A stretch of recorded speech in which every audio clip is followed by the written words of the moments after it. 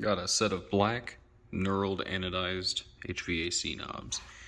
This was something I was considering for a while to make the interior appear a little bit more cohesive in its design.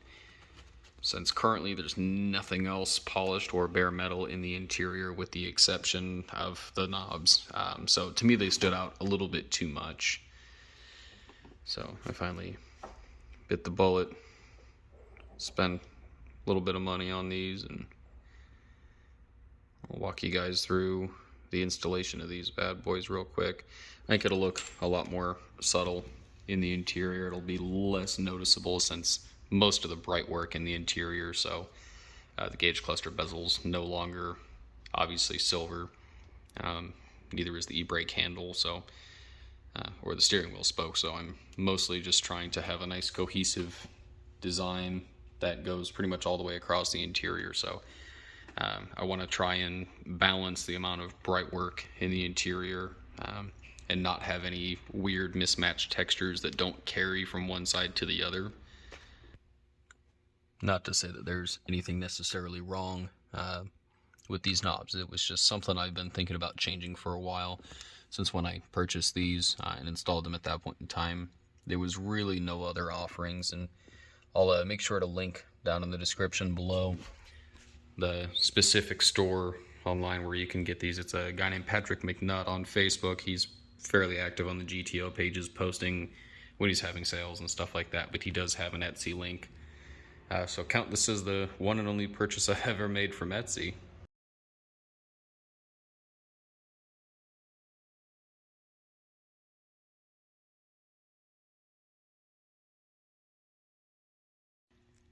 For those that aren't aware as well, if you're new to this or just getting into one of these cars, if you do want to undergo the job of wiring in the auxiliary gauges that I do have up here, you're obviously going to need to remove this trim so that way you can tuck wiring back along here towards the gauge cluster where I tapped mine into the fuel door release harness for power and lighting, and then a separate one off of the mode and set switch, so I wasn't having a whole lot of wiring off of one single sub or a breakout on the harness. These are all just Phillips head screws. There's 1, 2 right here, 3, 4, 5, and 6 for the waterfall trim. You start by disassembling, disassembling this by lifting up the center console lid. You'll pry up towards the back of your actual console trim there. After that, you gain access to all of the screws. So it does have to go exclusively in that order. You won't really need any specialty tools unless you've got an OEM head unit, in which case you will need these to stick into the 4 holes on the outside. You pry out on each side and pull while you're doing that, and that will disengage it from the plug back there. Aside from that, the only other thing that you will need is a small Phillips head screwdriver. If you do not have access to one, or do not have one like me, because I'm a dumb fuck and didn't buy one, these 90-degree Milwaukee adapters with a short hex bit are very, very handy. It makes it a lot quicker. Spend a lot less time fumbling around with screwdrivers up there, bapping them off the windshield and dropping shit, which is always annoying.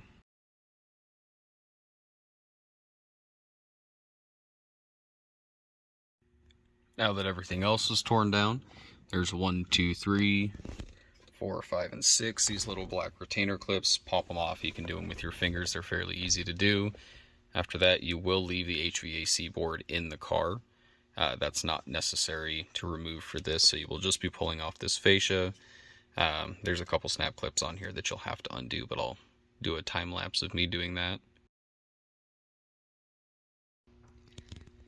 Thankfully, he also provides instructions. If you're unsure about anything that I've talked about, if you do order these from the link below from his store, or storefront at least, then you will obviously get a set of printed and color instructions. But for the time being, this is what it looks like blown apart. Sometimes, depending on how you will have to manhandle these, sometimes the little button for the defog and the AC control, or at least the rear window heater and the AC control or defog, they will come out of them. But this is how it looks torn down. When you put these in, they literally slide over just like that. When you do go to reinstall these, you do need to make note of the specific orientation. They will only fit one way. As you can see, there are notches cut out in the back plate of the actual plastic portion. and they will only, again, fit one way. So that's another thing to pay attention to make reassembly easier. So mine are going that way. So that will make things a little bit easier to put back together. Only other things you need to be careful of, unfortunately one of mine broke quite a while ago, but these are the little black plungers. You can see where it chipped off. These actually seat into the back of the button. That little clear knob looking piece, almost. Those are also very important. Do not lose those. I heavily recommend against trying to do this in a car. Do it in a very well lit workbench or an open space, where if you do drop something, then you can see where everything would go. Because if you do lose that, they do not provide them aftermarket. Nobody makes them. You will have to buy another HVAC control panel or wang jangle something together to make this work.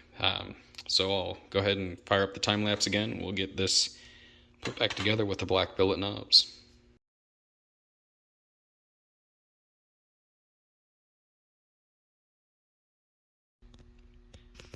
Another thing that you can also change is the backlighting, obviously, in the car. These green flow-throughs, I believe that's usually what most people call them. Even if you've done a white LED conversion on the interior like I've done, then a lot of the times this will still have a green hue to it. I'm not terribly worried about reinstalling these. I had them previously, gave it a green hue when they were installed with those knobs. Never was terribly a fan of that piece. Another thing that you will also need to do, pretty much the final specific step, is apply a little bit of grease to the back plate. So when you do snap these back into place, you won't have a whole lot of force on the actual knob itself, but it will make spinning them much more natural, especially if the factory lubricant that GM put on these, which you can see a little bit of that white stuff in there, that will make things spin a lot smoother, won't make a terrible grinding noise when you try and turn the knobs. So I'm going to go ahead and reinstall these into the fascia, get everything snapped into place, and we'll get it in the car.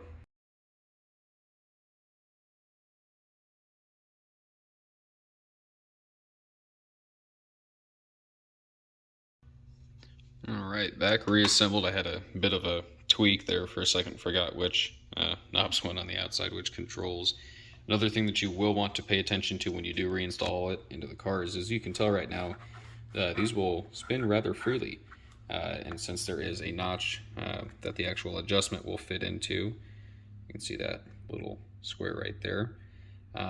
There's one on each knob. You need to have those in the orientation that obviously lines up to how your car, your last HVAC setting, so fan temperature position.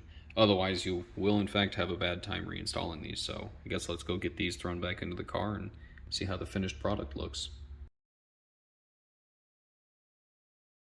When you do get it reinstalled into the car, you will hear it snap as you turn the ring. Each of the control rods from the back of the panel will seat in. You'll also be able to see your HVAC temperature adjustment, that push rod to it, move as well. So those are the sounds that you do want to hear.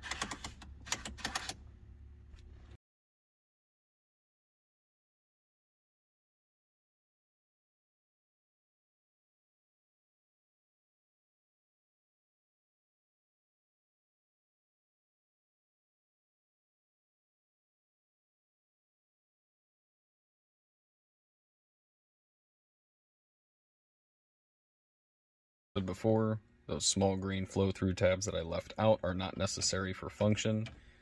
Just go ahead and make sure all of your buttons work. You can see everything sounds correct. Reinstalled. Make sure you plug your hazards back in.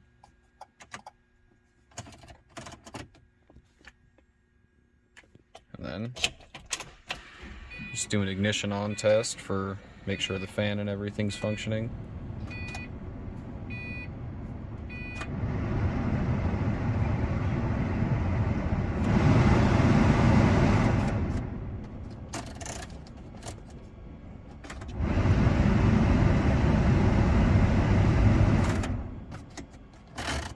Yep. So that is it. Those are about $150, I think, but it does come again with all the instructions, everything's pretty clearly, concisely laid out. I just hadn't seen anybody document it on video and really show what it looks like in a video. So yeah, there it is. Those are the Patrick McNutt made black billet HVAC knobs. Hope you guys enjoyed.